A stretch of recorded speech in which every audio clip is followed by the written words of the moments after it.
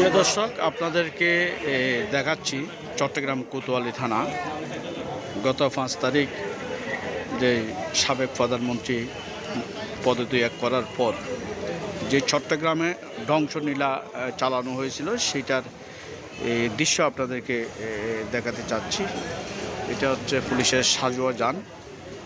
সেই যানটি তারা জ্বালিয়ে দেওয়া হয়েছে।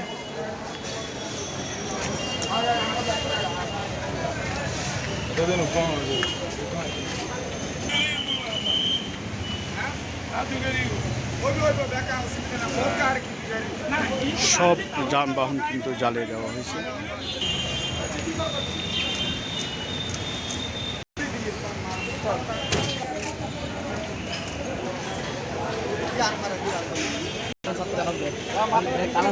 সব কিন্তু জ্বালিয়ে দেওয়া হয়েছে। যে মোটর বাইক আসলে দেখার চেনার কোনো দৃশ্যই নেই।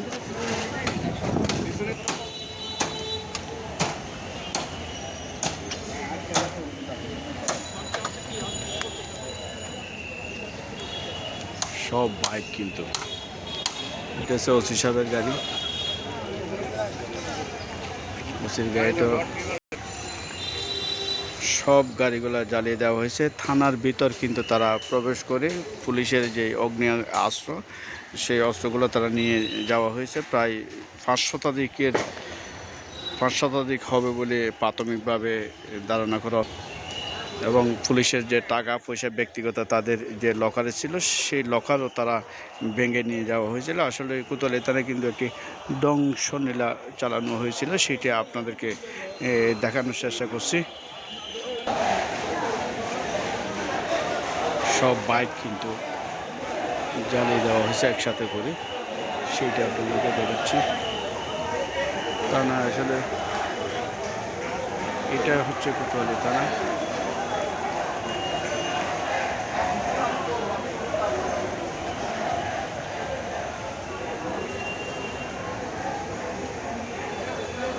মনে হচ্ছে যুদ্ধ বিধ্বস্ত কোনো একটি থানা।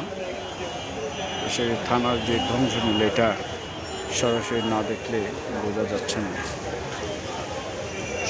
সব কিছু সুন্দর ধ্বংসলীলা।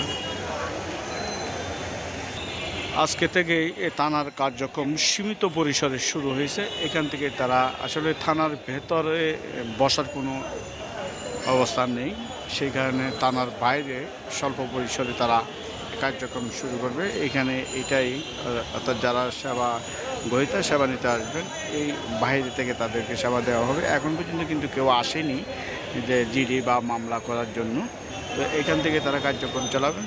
পুলিশ সদস্যরা কিন্তু থানায় রয়েছে, সিভিল ড্রেসে রয়েছে, তারা এই থানায় রয়েছে।